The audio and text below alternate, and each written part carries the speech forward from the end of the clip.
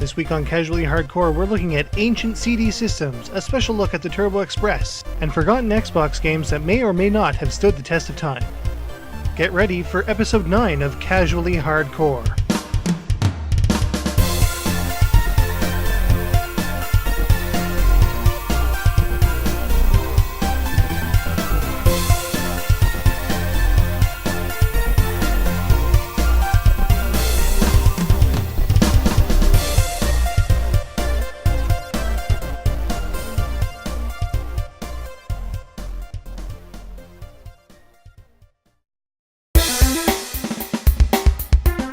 The TurboGrafx CD is the very first example in North America of home video game systems migrating to the CD medium. Even though it was an add-on, it wasn't quite as ungainly as the Sega Genesis would be in the coming years. The way the TurboGrafx CD did this was the use of CD cards. Because the extra memory was right on the HUCard, there was no need for huge ungainly add-ons other than the CD unit itself. Games on CD-ROMs were a huge thing back in the day.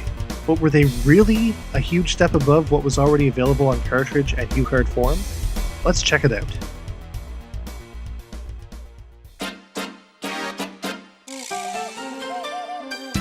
The games on the TurboGrafx CD have always been very traditional, unlike a lot of the games for the Sega CD released years down the line, which relied mostly on full motion video.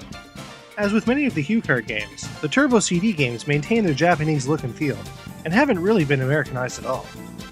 Just to look at them, TurboGrafx CD games really don't stand out.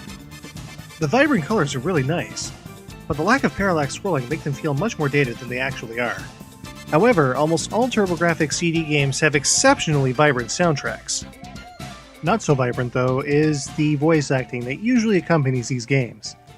It ranges from decent... Hey, Adolf! Smell that fresh sea breeze? The ship is in top shape. We're ready to shove off. Yuko, you must see Varna. That's Reiko's voice. I wonder if something's happened on Vakanji. to not so great. Even when we die. We've received a report that Lloyd and the Force Project jointly developed a stealth aircraft. You're not expecting me to steal it. That's what I want.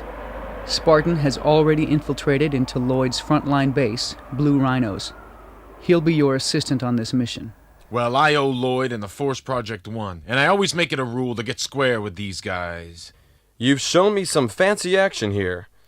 The damages on this ship and the weapons aboard will come to $1 billion. People will hate you, Steve, if you're too stingy.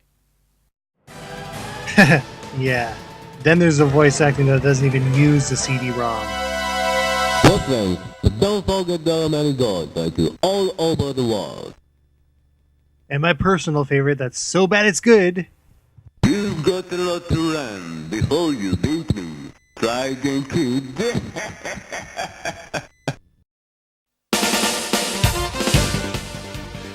Bad voice acting aside, most Turbo CD games had awesome cutscenes that were years ahead of their time. Though absolutely archaic in presentation by today's standards, back in 1988 this stuff was solid gold. Unlike game cinemas today, what you're looking at isn't an actual video file. It's actually a sequence of pictures to make up the animation. Oftentimes these cutscenes would be put between levels to flesh out the story in ways that many other games couldn't do. So, 1989, did the Turbo CD really kick off a massive trend in gaming? Well, yes and no.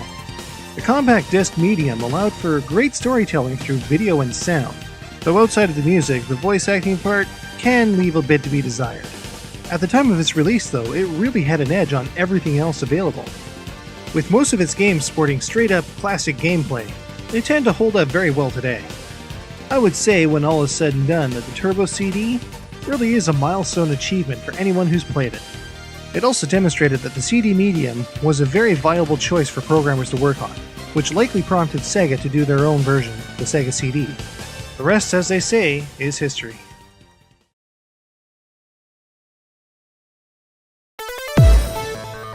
Released in 1990, the Turbo Express was the most advanced handheld video game system of its time. It was also the only handheld video game system that could play its home console counterpart's games, until the release of the Sega Nomad in 1995. The Turbo Express unit itself was an absolute monster. Seen here with the Nintendo Game Boy, Its size difference is blatantly obvious. It even had all of the controls from the original Turbo Pack, turbo switches included. In addition to the volume controls, there was also a contrast knob. Also of note is the COM port on the bottom of the system. There's even a TV tuner port on the side, though in coming years it'll be rendered obsolete when analog video signals are cut off. How do you power one of these things? With 6 AA batteries. And man, was this thing ever a power hog. You'd be lucky to get 3 hours out of this beast. Thankfully, there are AC adapters available for it as well. TurboGrafx 16 HuCard games are pretty small to begin with, so creating a handheld system to wrap around these little cards wasn't a very hard thing to do. That said, anybody who previously had a TurboGrafx 16 probably had a halfway decent library to go into the Turbo Express. The LCD screen used to display the images had a terrible refresh rate. This meant that sometimes ghost images from previous games would be left over when you started a new game. Even if you turned the power completely off and turned it back on again, ghost images could still be seen on the screen. The screen's resolution also made some of the text from certain games almost unreadable. Beyond that though, being able to play any of your home console games from TurboGrafx 16 on the go was a great novelty.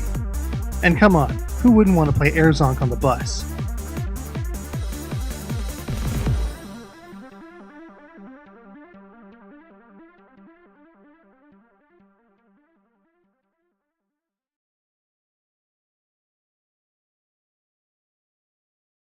In the last console generation we went through, the Xbox wasn't exactly the console that I paid most attention to. Any multi-platform release between PS2 and Xbox would always go to Xbox, but as you can see, there weren't too many. So I figured I'd dig out 4 of these almost forgotten games, play them, and see if they hold up against today's gaming generation. Ah yes, The Bard's Tale. Somewhere in there it's a decent action RPG, but the main draw here is the humor. After all, it makes fun of any and all RPG cliches. Killer and rodent bane, who has bravely made the cellars once again safe for buxom barmaids and wanton widows. Or has he? Don't forget the sing-along drinking song near the beginning of the game. Believe it or not, The Bard's Tale holds up remarkably well.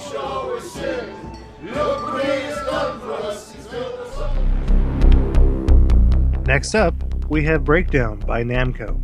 Now I know what you're thinking, this game did have bad reviews when it came out in 2004, but you know what, it actually isn't that bad. Believe it or not, love it or hate it, it seems to be a lot like Mirror's Edge. Well, minus all the building jumping anyway. It also has a unique targeting system for most FPS games. With the exception of the reverse camera controls, I have no problem with this game at all. It actually manages to hold up quite nicely.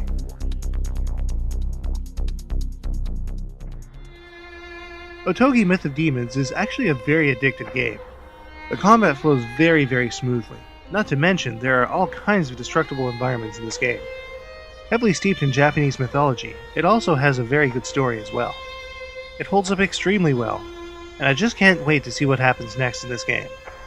Unfortunately, unlike anything else we're looking at today, this one cannot be played on Xbox 360, so you'll have to drag out your old original Xbox to play it. And finally, we have Silent Hill 2: Restless Dreams. Now this is a game that I'm kind of iffy on because of its terribly archaic controls. Akin to the original Resident Evil games, the main character seems to have quote-unquote tank controls. Left and right to move left and right, up to move forward, and down to move back. The camera can also be a real pain in the ass sometimes as well. Despite this, the story is actually very riveting. And of course, the atmospherics in this game are incredibly creepy. I can't say that this game holds up particularly well today, but the story is enough to keep me interested, so we'll see how that pans out. And that about does it for Casually Hardcore Episode 9. As always, comments are appreciated, just leave them in the comments section below. And as always, we have new content coming out all the time. Visit www.nucleargeek.com today.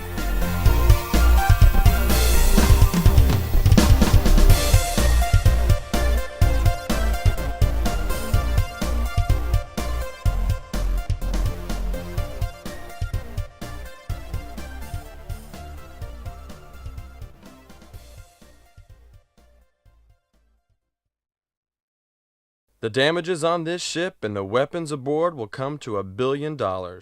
People'll hate you, Steve, if you're too stingy.